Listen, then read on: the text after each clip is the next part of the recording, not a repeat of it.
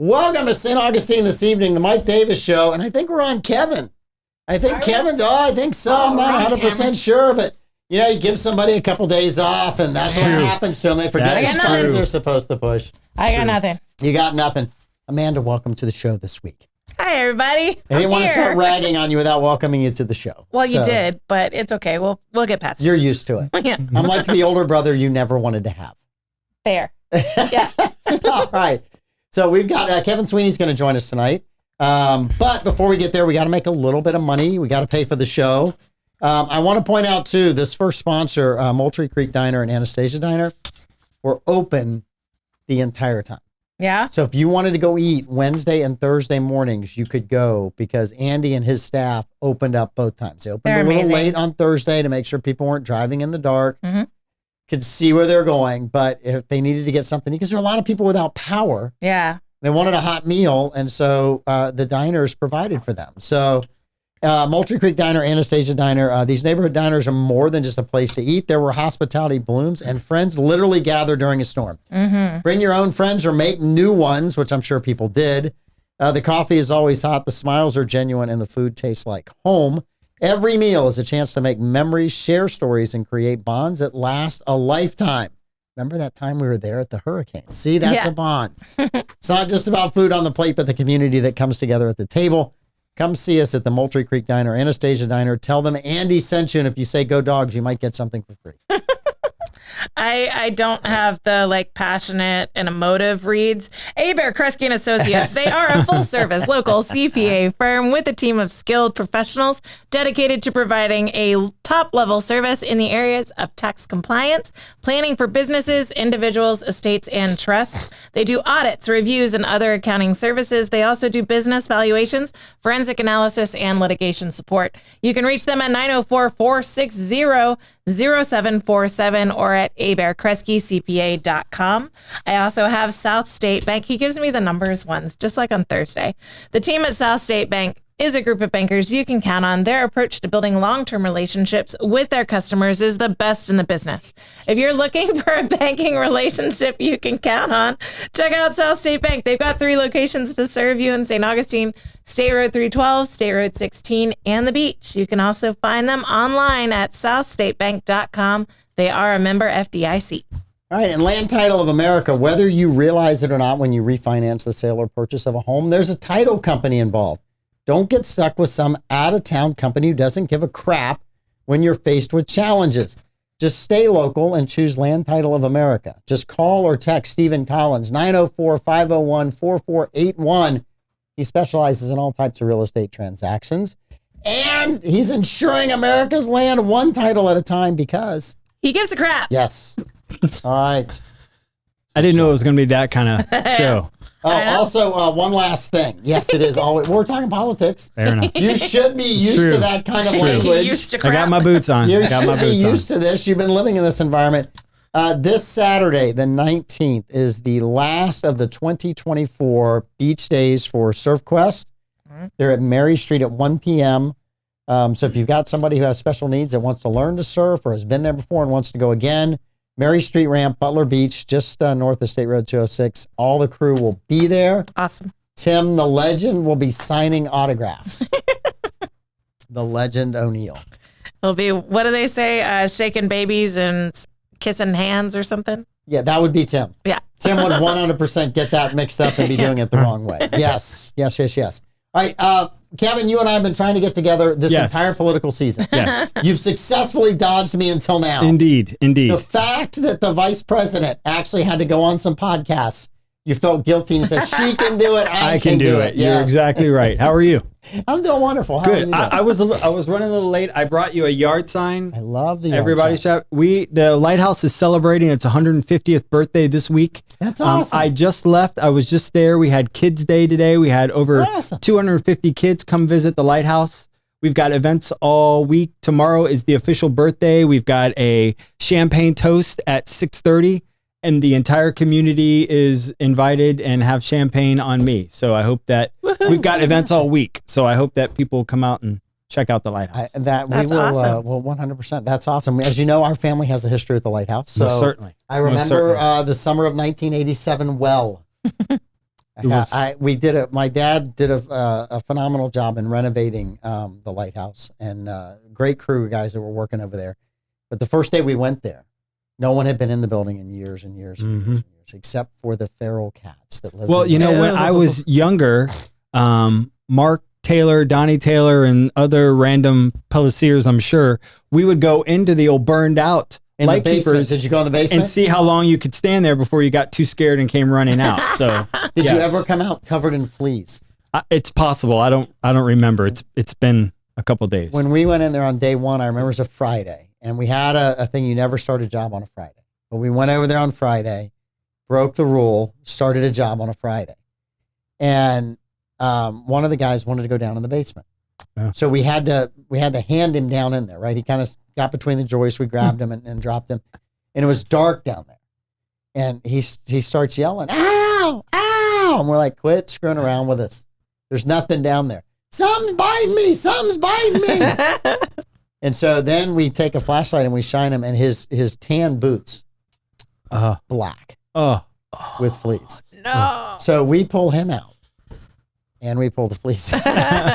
And then the fleas are like, "Ooh, fresh meat." Right, yeah. We all had to go down to the boat ramp and get in the boat ramp to wash the fleas off, get the salt water. I was so bad. Those are the good old days. You know, I'm lucky enough to be board chair, so yes. I'm proud to be a part of that. You know, your family's legacy, my family was involved.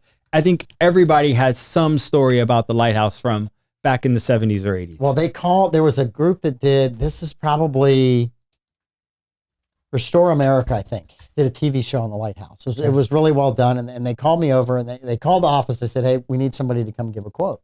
And I'm like, "Dad, you're going to go?" He's, Dad hated publicity in the press. It wasn't him. It just wasn't his thing. So he sends me over. I don't have the same aversion. They asked me a question about it, and I come up with this answer, lauding the women of the Junior Service League. Sure. They raised, I say it was $100,000 as a first. I mean, people thought they were crazy in St. Augustine for trying to raise $100,000. Told them it could never be done. Mm-hmm. If you start raising money now, you won't get it, ladies, for 40 or 50 years. They did it. Yep. They got the lighthouse restored. They got all the grants and everything turned into a phenomenal museum. So I give this answer. And even myself, I have to admit, it was a pretty good off the cuff answer. They looked at me and they said, "There was a car that went by in the last 20 or 30 seconds. You think you could redo that answer exactly the same way?" Wow. If you've ever heard me answer anything, it's one and done. I couldn't say the exact same thing a second time if I had to. Wow. I think we did 5 takes and they're finally like, "We're just going to work with the first one." So I gave you the best thing I had the first time. But hats off to that group. Amazing, amazing group. Look, I'm gonna waste your time one more time to tell you a story. Yeah. When the ladies of the Junior Service League were working inside the lighthouse, Margaret Van Ormer was painting one of the back bathrooms. And at that time, there was a fence that went around the lighthouse. Mm-hmm. And she said she has told me the story, and others. She was looking out at the lighthouse from painting there in the bathroom and decided to go home that night, pulled out a typewriter and typed a letter to the Coast Guard asking for the lighthouse. Wow. And she said, "I didn't ask anybody's permission. I didn't talk to the board." And she said, "Nothing. I didn't think anything of it." And like 2 months later, a letter comes with 2 keys for the master lock to unlock. And that's how we obtained the lighthouse.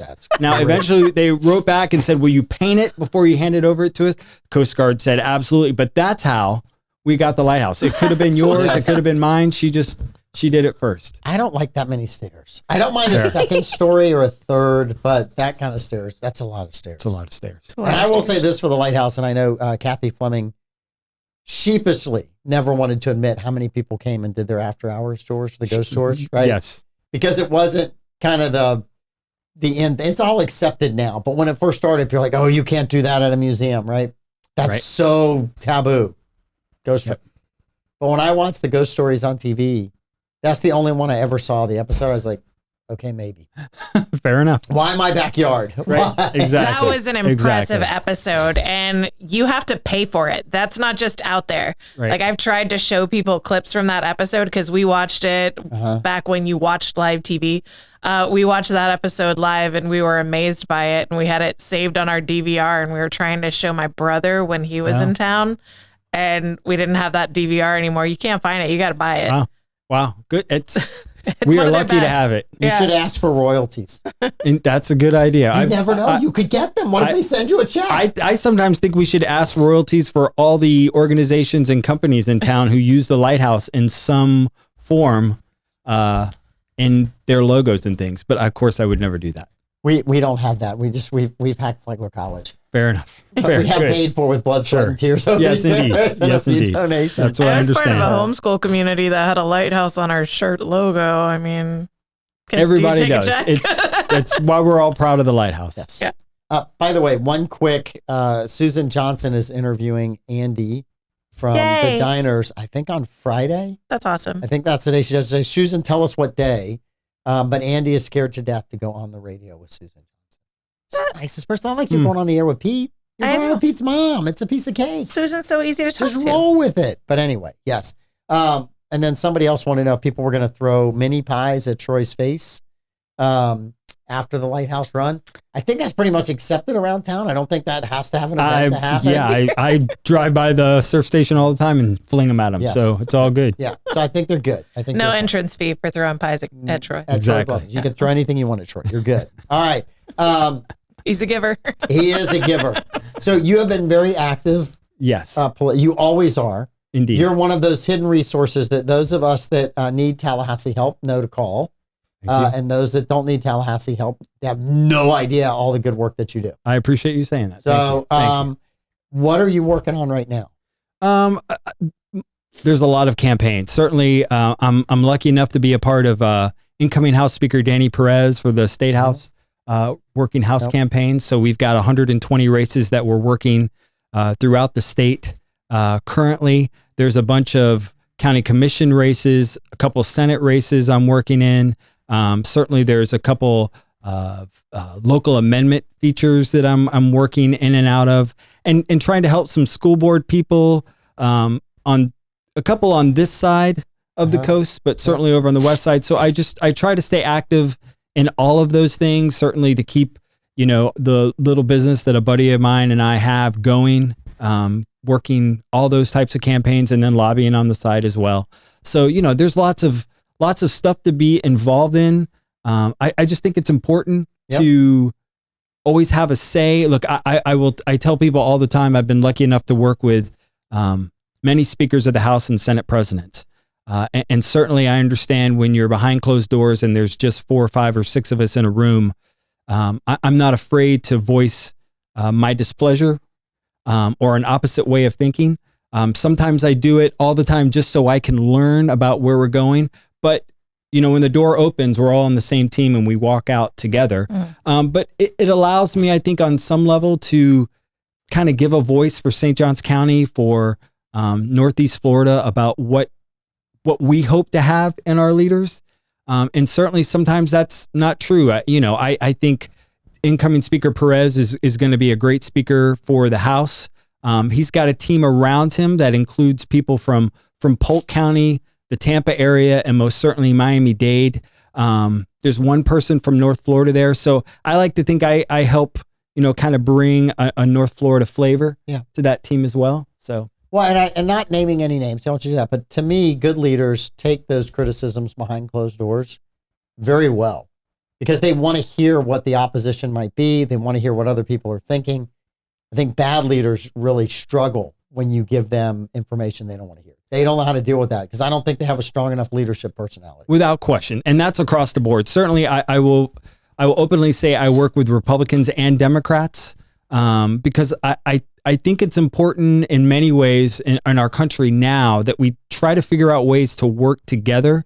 And if you truly say you want to work together, that means you're going to have somebody in the room who says, that's a pretty dumb idea. Maybe we should look at it this way and try to find some common ground so we can move forward. Because otherwise we just sit in our silos and throw pumpkin pies at each other and get nothing done for our country. I completely agree with that. You mentioned Danny Perez, incoming speaker. So North Florida benefited hugely. Certainly. From the last speaker. Speaker Renner. Yes, Speaker Renner was a phenomenal job. And we also secretly did fantastic under Speaker Chris Sprouse, Yep. who is from the Tampa area before that. So we've really been blessed. North Florida has done really well. Yes. There was a time when North Florida was kind of forgotten about. Correct. You're exactly right. And I think some of that is because I think North Florida is now looked at as a conservative bastion. And if you want to run later on in a statewide race, you have to have friends in North Florida. Right. And I think we see, I don't know if we'll talk about it today or next time, but there are a multitude of people who want to be governor. And I think slowly but surely, especially before Hurricane Milton, we saw many of them matriculating over to our side of the woods, just kind of checking things out, meeting people,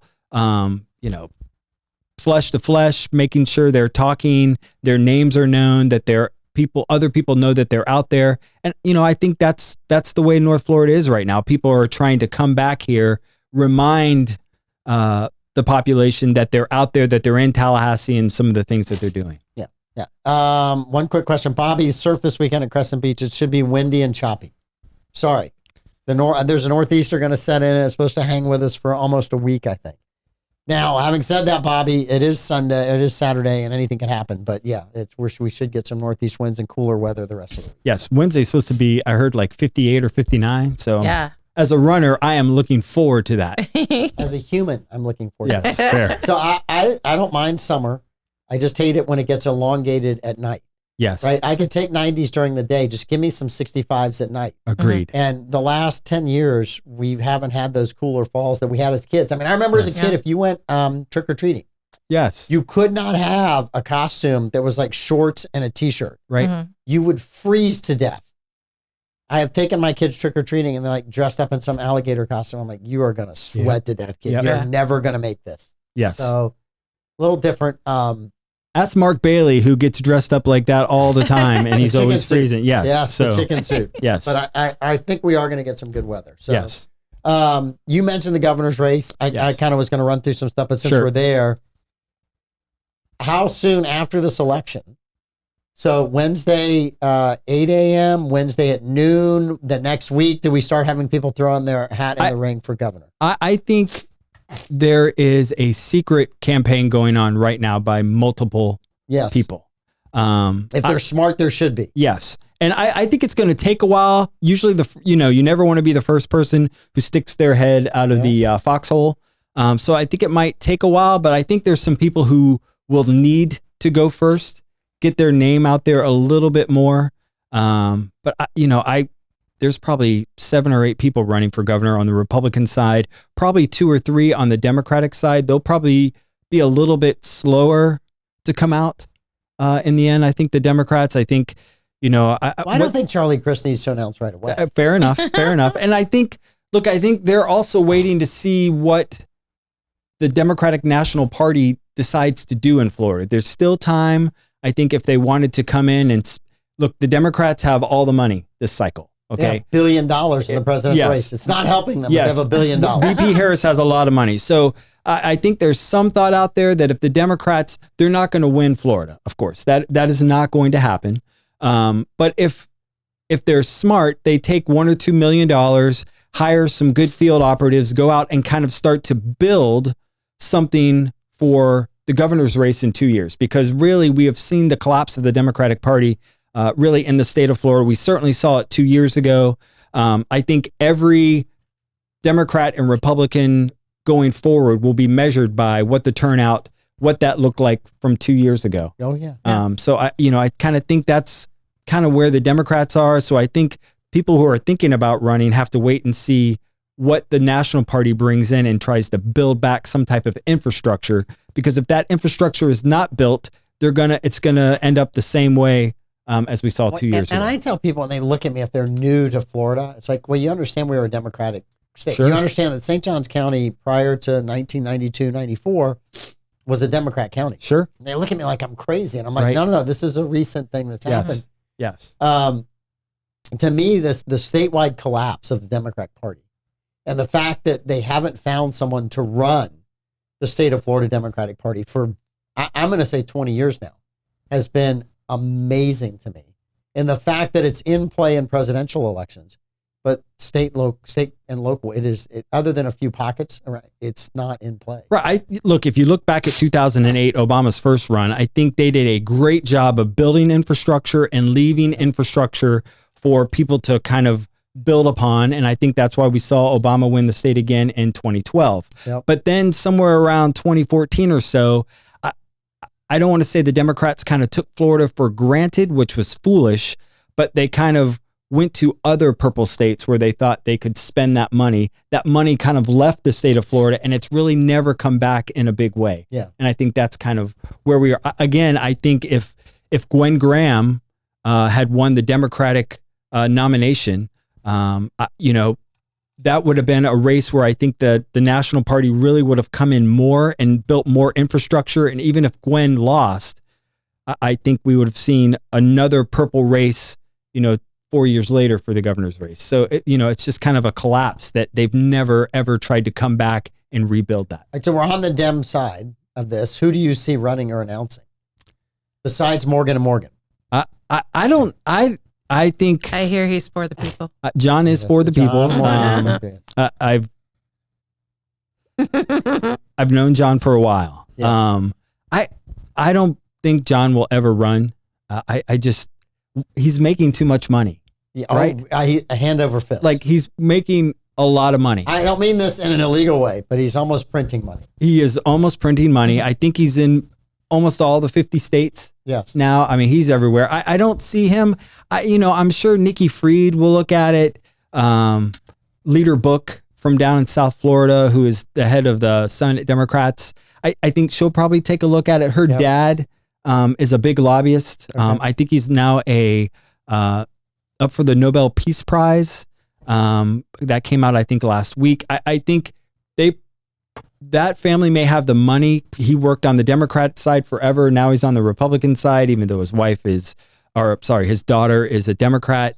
So that could be there. Maybe Gwen Graham decides to try it one more time. We have to see. Okay. I think there's just not a lot of depth on the Democrat side. That's the problem.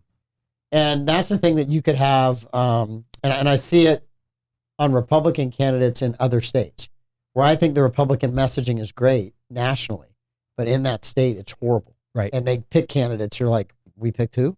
Right. We get what? Sure. Dr. Oz is running? Right. Exactly. I think that's why, Democrats like to think that Georgia is in play. I'm not necessarily of the belief that Georgia is in play. I think Georgia will go red again.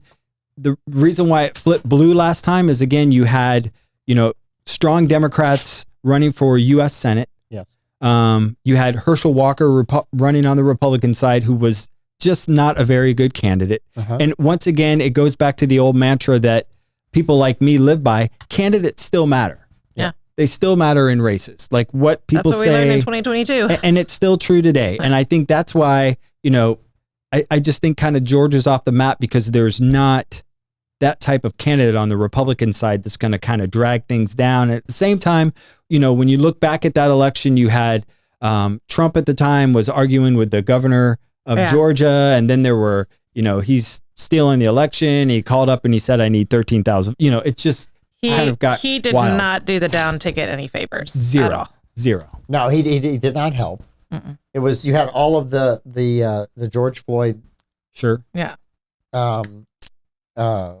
Process going through. You had COVID going through.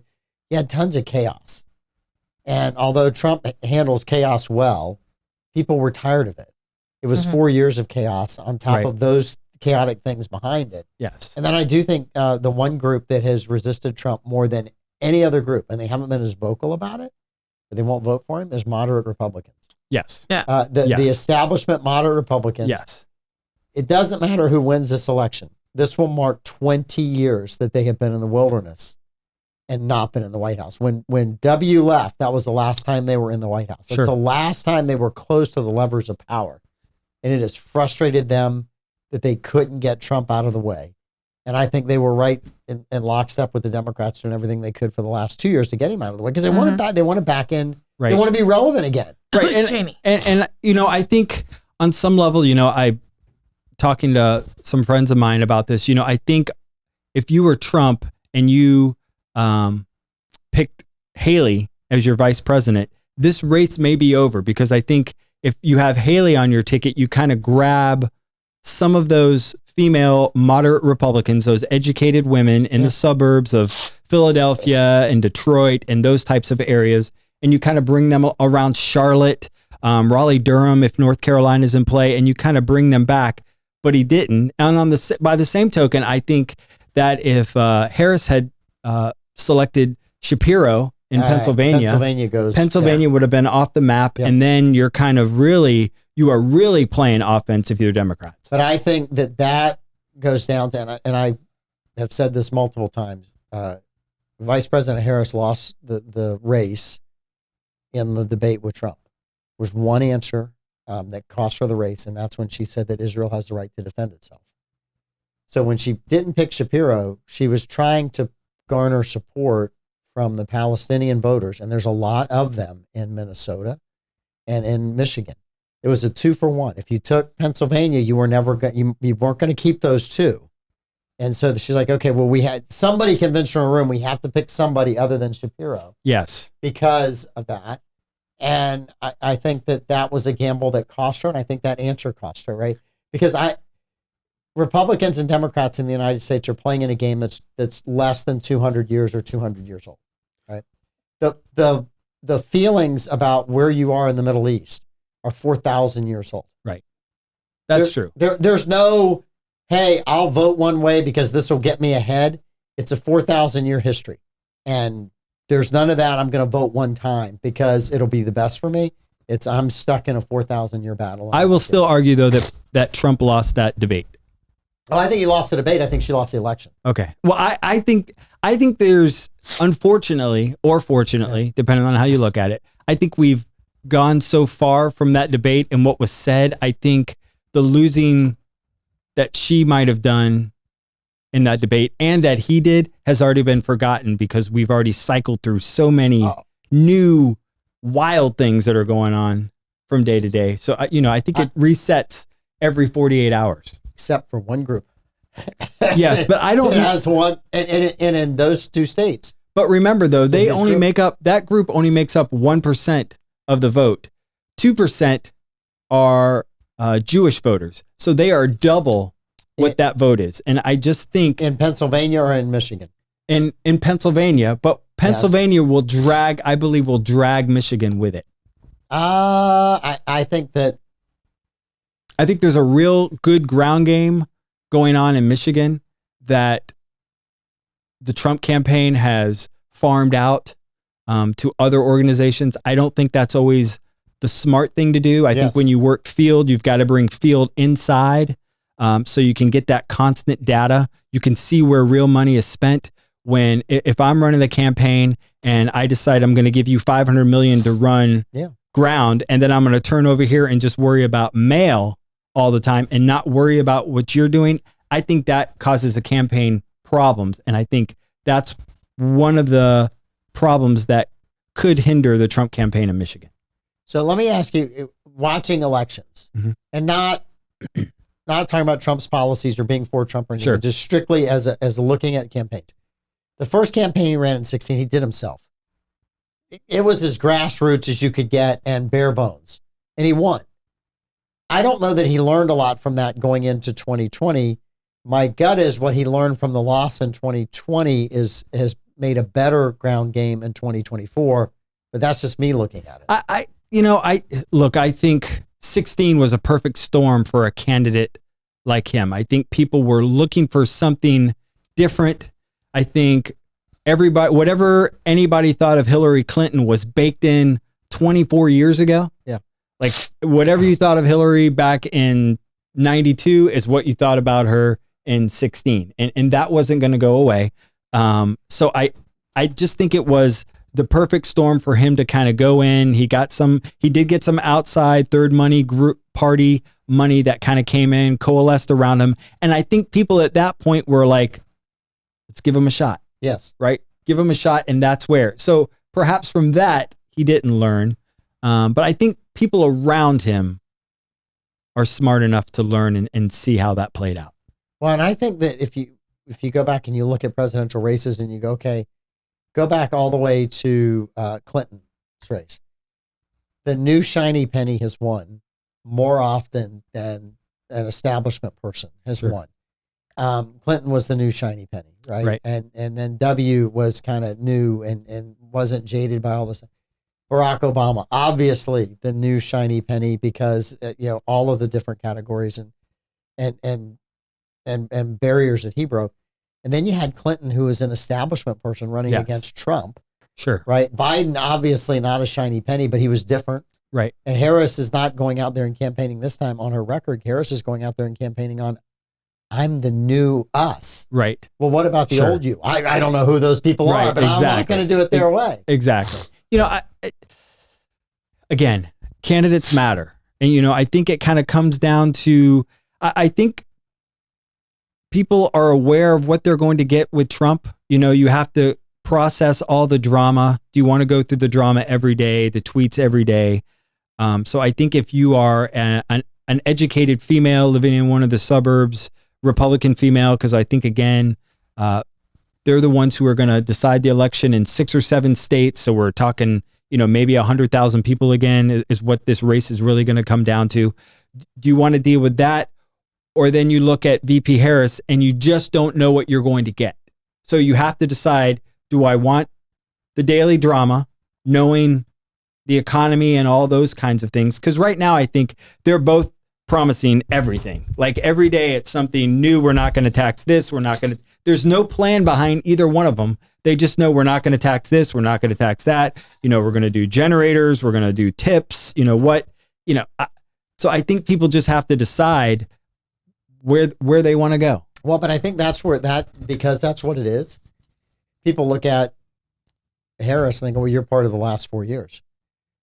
Recent memory tells us 5 years ago, we were in better shape, right? 2019, we were rocking and rolling and everybody was making more money and the economy was better and things were cheaper. So I think that's the snowball that's gaining momentum going down the hill at her campaign. So governor's race, Republicans, who do you think is going to jump in the Republican? All of them.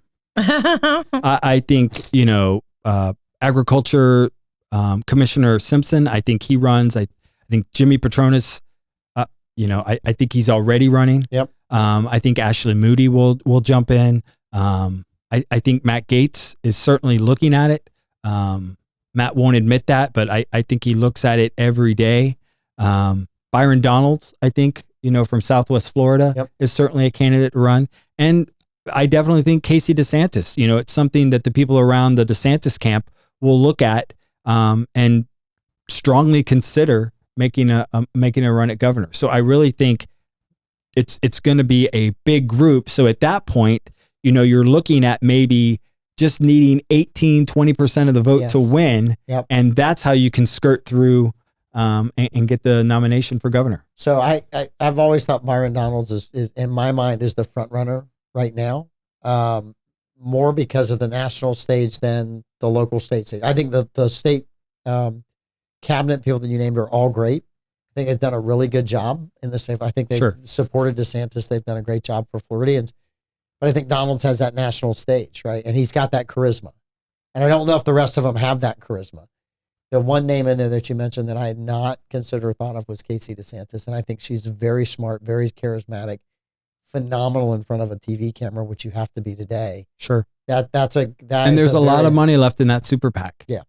I would say right now, to me, if you ask me who I thought emerges, I think it would be a race between Matt Gaetz, because I think Matt would have the panhandle and has enough fervent support, especially among the 1 of 4 voters, those who have come out and only voted once in the last 4 elections. I think they would come out for a Matt Gaetz type. But I think a lot of the establishment Republicans would give Casey DeSantis a shot. And, I think, and again, 18% is all you really need. You're not looking for 40, and that totally changes the map of where you have to go and what you have to spend, because the panhandle is very cheap to buy commercials out of Mobile, out of Pensacola. It's very cheap. So if you've got that on lockdown, you can spend the extra money in Orlando or Jacksonville and pick off whoever might have strength up here. So, well, and Gates is well thought of within kind of that hardcore conservative. Sure. He's quick-witted. He's skewered a lot of people. Sure. I know there are people that I know that are not fans of his. Certainly. But he has scored a lot of points politically. Just don't know where all the baggage goes. Right. I completely agree. And I think that a former House Speaker, U.S. House Speaker, he would love to come to Florida and make sure Matt Gaetz is never elected to anything ever again. And honestly, that may help in certain circles, Sure. in country clubs. Sure. But it will boost Matt Gaetz. All he has to do is say Kevin McCarthy's coming to vote. He's coming to put money against me. Well, and it depends on how much Kevin brings, right? Yes. Like if he just brings $1 million or so, that's not going to matter. And I don't know all the ins and outs of what happened with him and McCarthy. I mean, I know that he got ousted and those things. I don't know the behind the scenes deals. I didn't think McCarthy came out of it on the winning end of a PR standpoint. I thought Gaetz did.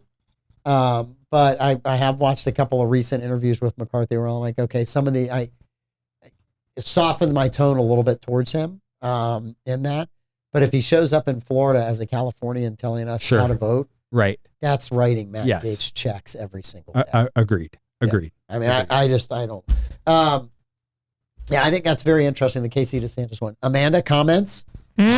No, I'm just enjoying the insider take because I'm, relative newbie. I was Panhandle kid, so I'm relative newbie to St. Augustine. Niceville. Oh, okay. All right. Classmate of Matt Gaetz. I've knocked many doors in that Niceville. Yep. Yes. Amanda has stories. So everybody's got a Matt Gaetz story. So I have a Matt Gaetz story. Local school board races. Sure. You say you're kind of involved in those, but you also mentioned other parts of the state. Sure. How much is politics now in school board races where it wasn't in it 20 years ago? It is all politics now. I think it's kind of unfortunate that we've gotten to this point, that politics plays such an important role. It is, there's still no party affiliation when it comes to running for school board. And, I really wish that we kept that out and we continued that. But, certain parties have decided to get involved and kind of stick their toe into those waters. I think many times without even asking a big group of locals what is going on. We've seen it certainly throughout the First Coast. We're seeing it out on the West Coast from, Tarpon Springs down to Lehigh Acres. I think on some level, I get it. I understand why the parties are trying to do the things they're doing. But I think on some level, I think it's up to the populace to go out and do some research and see, who's really standing for what and who's really trying to look. It's all, I tell people, look, I question people all the time when they run for office, when they come to me and talk about a campaign and why they want to run. I always ask them why. And certainly more than any, I usually try to talk people out of running for school board because when you talk about people's kids, it's always going to be bad. Someone's always going to be upset. They're always going to be mad. It's always going to be 51-49. It's a lot like running for county commission, which I think is a tough thing for someone to do because once again, people are always going to be upset. But when it comes to people's kids, it's not just logic anymore. It's then emotion. Yes. So, I just think, I just hope that people slow down and kind of look at the candidates for school board and other places and make sure they don't let your parties pick. Make sure you pick yourself. Yep. All right. Local amendments. We've got the half penny is back. The half penny is back. I know you're a big fan of. I'm a huge fan. I know you're a big fan of the half penny. Actually, I'm not. I voted against almost every single. I know. And it's people know that know me. You and I've had discussions. Sure. It's just kind of one of those things. I think one of the few ways you can slow the growth of government is by slowing the funding that they have. Florida is one of those rare states that we have an ability to do that as voters. And, but I will give credit to the school board, that group that ran the sales tax, 4 years ago, 6 years ago? 9 years ago. God, 9 years ago. Mm-hmm. We did a good job then. They did a really good job of selling that. Sure. And the voters bought that. Sure. Right. And I think it's been a good thing. I think one of the things that a lot of people don't know about it is it was so successful in collecting money that the impact fees got reduced off the school tax, where you're only allowed to tax to a certain level. And so, yes, the school board got more money, but probably not as much money. If they would, had impact fees been a greater portion of what they were collecting versus sales tax. But we are certainly growing so fast in St. Johns County. We are, you know, I was talking to someone earlier today about, you know, I think there's a couple counties now trying to follow us, as they've been trying to do for the last 9 years, in passing a half penny for school safety, that just aren't doing a very good job. And you know, we kind of decided that in St. Johns County, we're all proud that our schools are number one, right? Yeah. Like, it is a source of pride that people say, oh, you're moving here, our schools are number one. Of course you want to move to St. Johns County. So I think that's a big part of why the half penny passed the first time. You know, I look at it now and, you know, wherever you fall on development, good or bad, we are developing quickly. We need more schools. Certainly the security aspect of the schools, unfortunately, we need more of that. And I think as you look at it, we've got that half penny is going to security to help keeps our kids secure in their future. And then you've got the millage, and, you know, everyone loves their teacher for the most part. We've got, I think in our 6 or 7 county area, St. Johns County teachers are paid the lowest. We are the lowest by a few $1,000s. And so the school board decided the only way forward to move forward to help our teachers, to keep our teachers in St. Johns County, was to go after the millage. And so that's why there's the one mill that you'll see. And I know you'll be supporting on the ballot as well. We will discuss that off air. Fair enough. Fair enough. It's 9 years old because I had a newborn and I had to put together my trio stroller situation on that day so I could vote against it. Fair enough. It was Amanda's a homeschool mom. Fair enough. But you know, there's money, you know, that half penny, I know it's not homeschool, but will go towards charter schools and other schools, you know, so it's kind of shared now and all that. Yes. No, I get all that. And I think it's amazing. I'm looking at some of the local private schools that are benefiting from kids being able to go. And I think that's awesome. Yeah, we sent our kids to public school until middle school, and then sent them to Cathedral Parish and to St. Joe. That was our decision. Yep. I knew the ramifications of that. I knew I was going to pay school tax and not get my money back. I was going to pay again. But don't you think that paying your school tax helps to educate all the kids and just makes things better? I have not complained about that. Right. I might complain about the amount of the taxes, but I have not complained about that. And I do think that I want to know that the money's being spent wisely. Absolutely. And I say that across the board everywhere. I think that you could cut the growth of government. I think the number came out today. There's federal, state, local employees, government employees, now tops 48 of the 50 states. There's only 2 states that have a population that exceeds the number of federal, state, and local government employees, and that's California and Texas. Florida now at 22 million people does not have as many people in the state as government employees. So I look at that and I think you could always shrink government. Sure. And you talk to people inside government, and they all tell you they could shrink it, but they all tell you that off the record, right? Yes. And as soon as they get elected, but listen, the only thing bipartisan in Washington, D.C. is spending our money. Yes, yes, indeed. That's the only bipartisan thing. And I tell people all the time, the easy part is getting elected. You know, if the half penny and the millage passes, you know, getting that through is one thing. Yep. Somebody else has to worry about, you know, actually doing the work. So, you know, that's the hard part. Yes. How close is the Rick Scott race? You know, I think I've seen polls anywhere between 4% and I think I saw one that was 18%. I don't think either one of those are right. I kind of feel like it's probably right now in the, I really want to say it's like in the 8 or 9 range. I think it could balloon up to 11, but you know, I guess it's possible it could drop to 7. See, I look at some of these, I agree with your take on that. And I look at some of these stories that come out around this time of year, really starting in August, as bait for one side or the other, right? Poll comes out.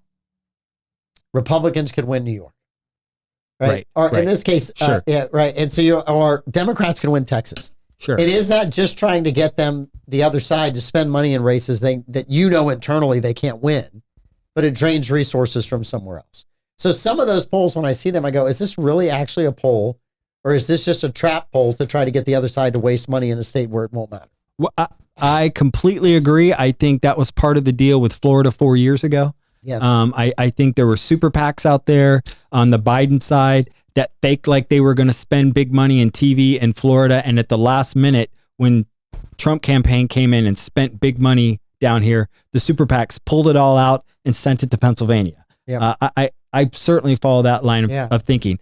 I just think, Rick Scott has always been very good at showing up at a natural disaster with his Navy hat and making everyone feel, Republicans and Democrats. He met with President Biden, so he's not afraid to reach out across the aisle and show people he's willing to work. It may not be the best Spanish in the world, but he also will go into Spanish neighborhoods and speak Spanish to them and explain to them what is going on and kind of put everybody at rest. No matter what you think of Rick Scott and his politics, it seems as a man, he is a good man and really is trying to do the right thing when it comes to things like that. I just, when he shows up and to have, 2 hurricanes back to back, he's on the ground right now in Florida. I think he met with Biden over the weekend in some neighborhoods and walked neighborhoods with him there.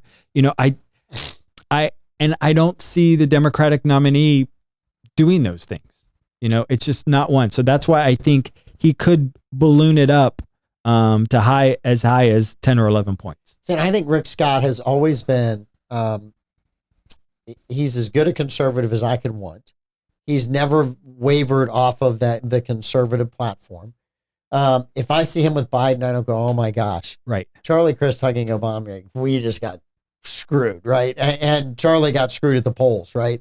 So when I see Rick Scott in that, but I always felt like, especially the first run for governor, and then the first run for Senate, he's not a TV personality. You meet him in person, and oh my God. I mean, like if you watched him on TV, sure. You go, well, he's kind of flat. He's kind of, but you meet him in person, and he is just an engaging, fun person to be around, lighthearted, easy to talk to, not stiff, authentic. When you see him on TV, he struggles to get that same authenticity to come across. And I think part of that is I knew some of his comms people back when he was governor. You could give him a list of 3 or 4 things that he was going to go and talk about, and he would go out to the press and he would only talk about those 3 or 4 things. You may ask him, why is Coach Norvell so horrible and the Seminoles struggling so bad this year? He would revert back the answer to the economy and why the economy is doing so well under his leadership. You need my vote for the sales tax.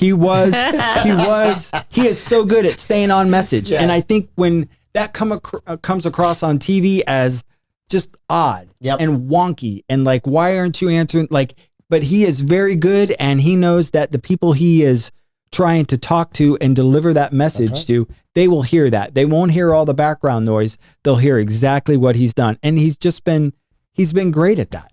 Does he have a shot at Senate leadership when McConnell's gone? No. Who's going to be the leader of the Senate? How mad am I going to be? I don't think you'll be that mad, but I don't think I actually don't think Scott will be leader. I don't think Johnson will be Speaker of the House. I think we'll have total leadership there. I agree with Johnson is gone. Yeah, I actually think the Dems will flip the House by just a couple votes. And even if they don't, I think Republicans will make a change at leader. I'm going to tell you that I hope you're wrong. I think the House stays fairly close. Yes. Which makes it ungovernable for either side. Sure. And it just depends on who you want to blame for it being ungovernable. Right.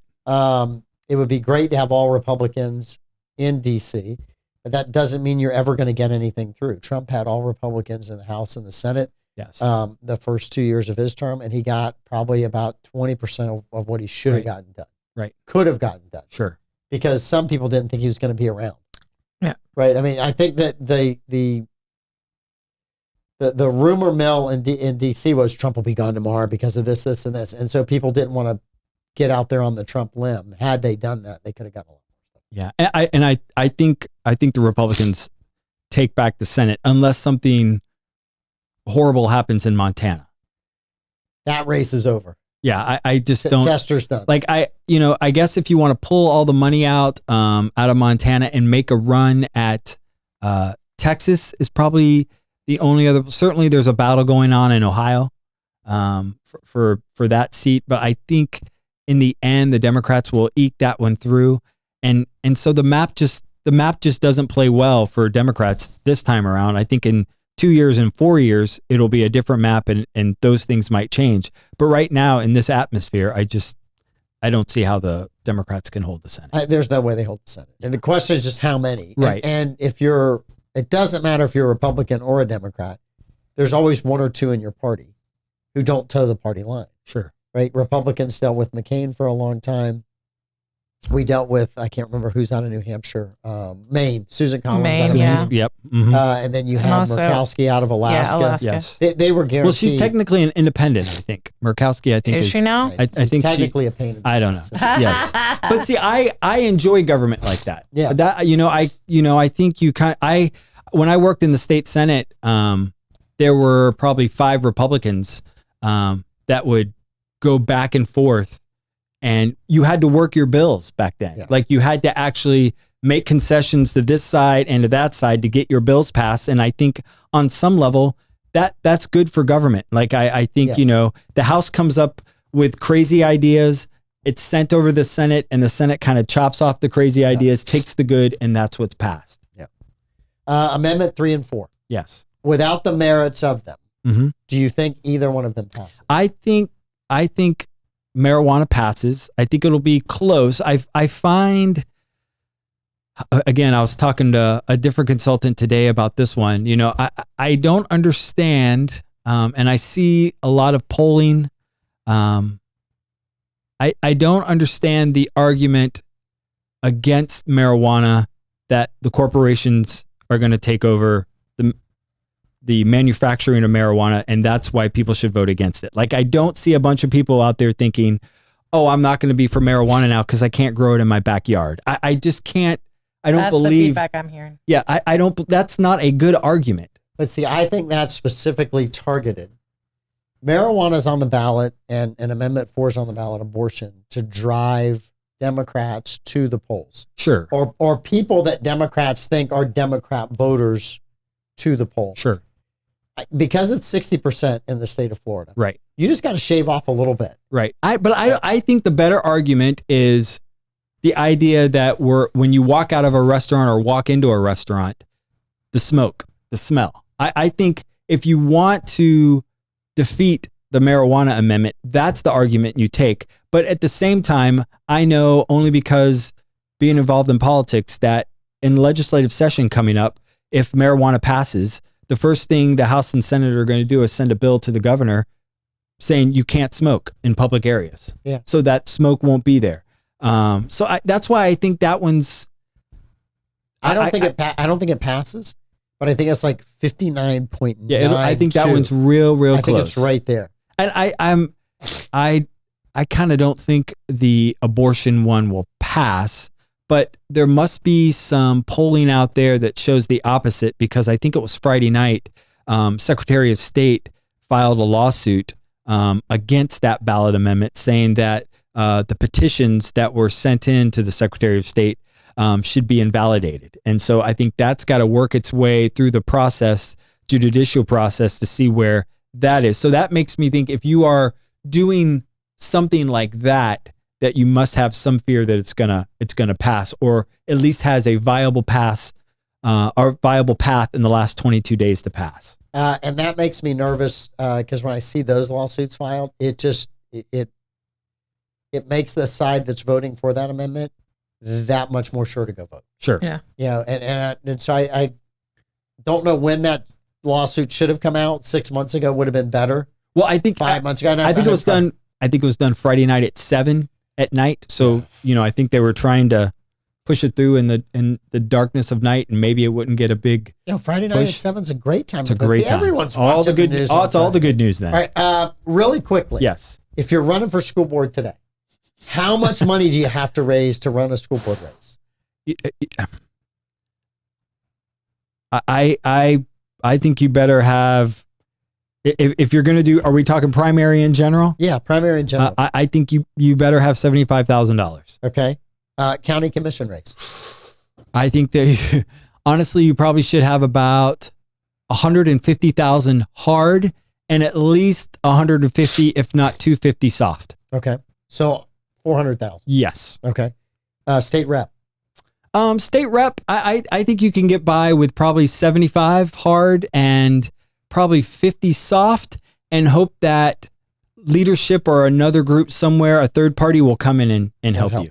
Senate is probably closer to 200,000. You probably need another 350,000 soft. And again, you're probably, playing footsies with some outside third party groups to come in and do some TV and mail for you.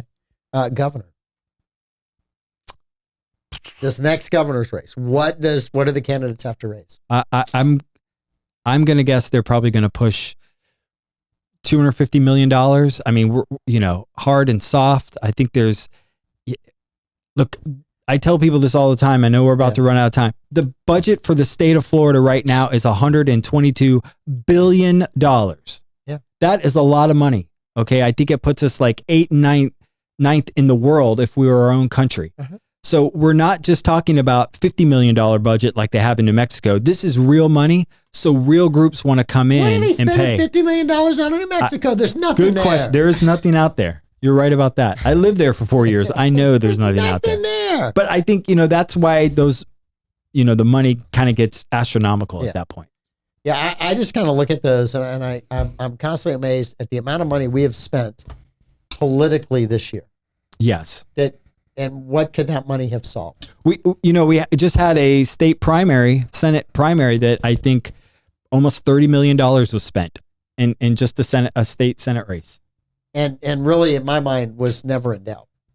It was never in doubt. It was never in doubt how that race was going to turn. Me either. Yeah, I just did not see that. Correct. I think there were a lot of mistakes made. Yes. Yeah, but I think it was a revenge. The trial lawyers were going after League. Yes. And honestly, that was one of my other questions, is I hope insurance reform or insurance premiums is one of the main topics rolling into this next election cycle. I've seen the Democrat attack Rick Scott over that. I would imagine that is going to be a primary topic or a big topic in the 2026 governor's race. I hope so. What are you going to do to get it? I mean, our insurance premiums are skyrocketing.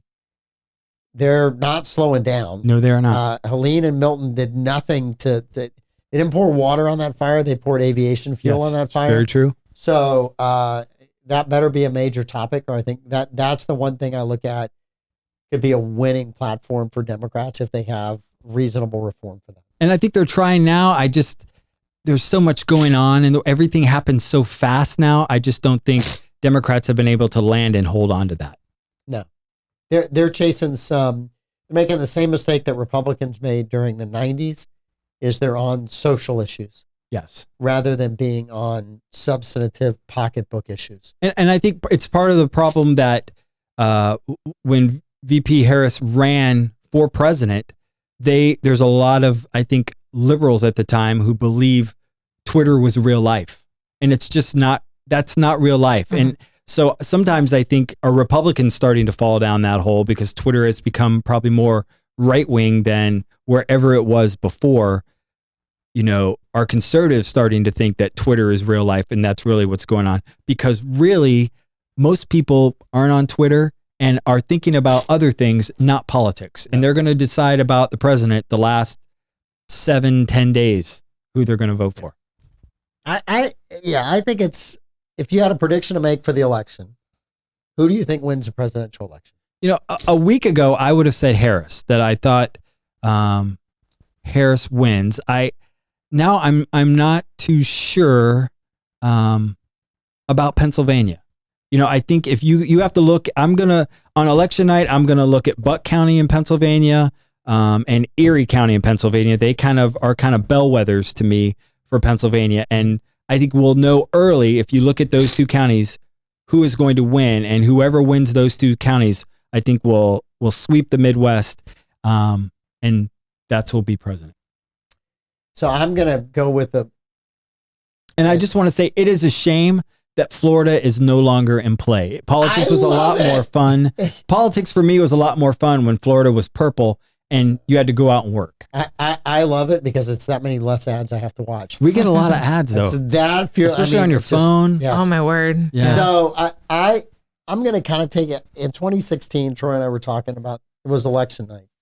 And I said Troy Blevins. Okay, Troy Blevins. And so we were because I thought you were talking about Troy at Serve Station, and I didn't think he talked about Tory. Sorry, Tory. Sorry, Tory Strange. My bad. So I think Virginia's the bellwether. Okay. And I said this in 2016.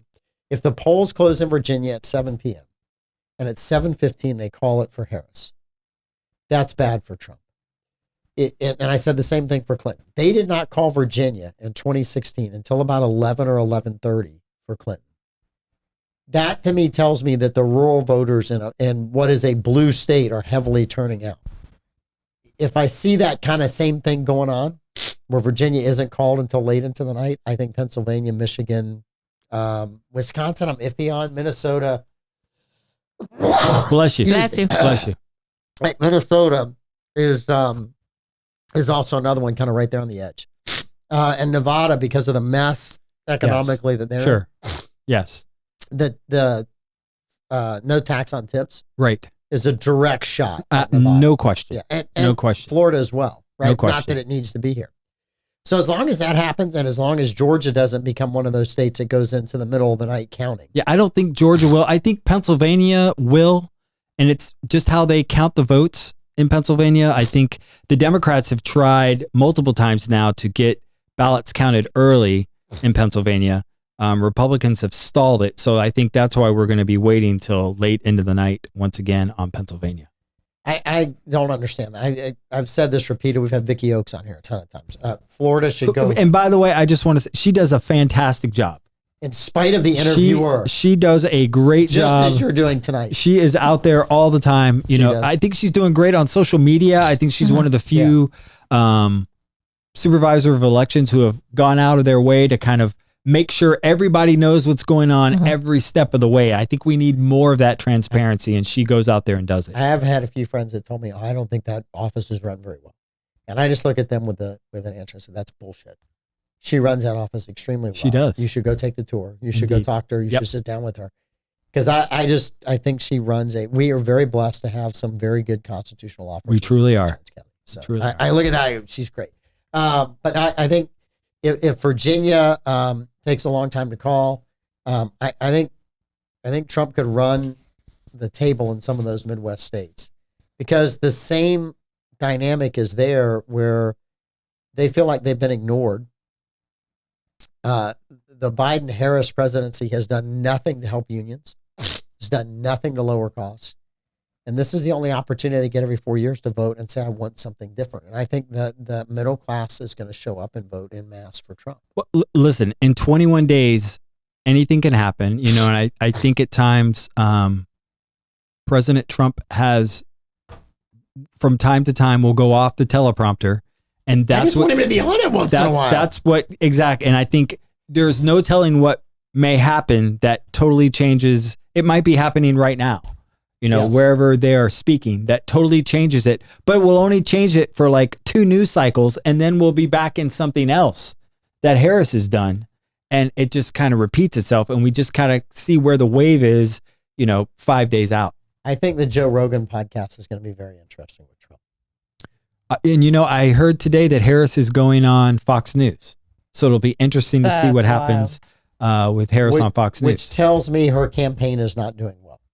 Sure. I think they're both out now searching for those slivers. I agree with that. The 1 or 2% that they need. So they're going to go anywhere they can. Oh, well, she's gone a lot of places that aren't going to get her new votes last week, but they were specifically meant to shore up the votes she should have already got. Certainly. Yeah. So, all right. We'll see you after the election. I look forward to coming back here. Come in and give us a complete rundown on all the things that I was horribly wrong on. Well, I'm sure we'll both be in a very nice and kind way. Like the amendments are going to be great to see. I think that is going to be some stuff, fun stuff to see play out, especially needing 60%. People think it's just 50. Our local amendments only need 50. Yes. When you vote for the school board stuff, that only needs 50. But the big state amendments only 60. Yes. It's going to be very interesting to watch that. That's the pregnant pig, 60%. Yes, correct. Yes. Correct. That all got fixed because of pregnant pigs. Yeah, and I remember one time too, we had voted yes on a bullet train from Tampa to Orlando. And then when the consultants and everybody got involved, I think, and I could be totally wrong, but if I remember correctly, you could basically pave the railway in gold for what it was going to cost. Yes. The same consultants who passed the bullet train, then got on we're going to take that off the Constitution now. Yes. So they got that contract and pulled it off and got that passed, pulling it off. And that's when everyone was like, all right, 50, we got to do something. Well, and the pig in the cage, and it just kind of all took on a life of its own. Well, that's where Florida was smart to go, this is a bad deal when we start looking at the numbers. Especially for the Constitution. California's still trying to build the stupid bullet train. Yes.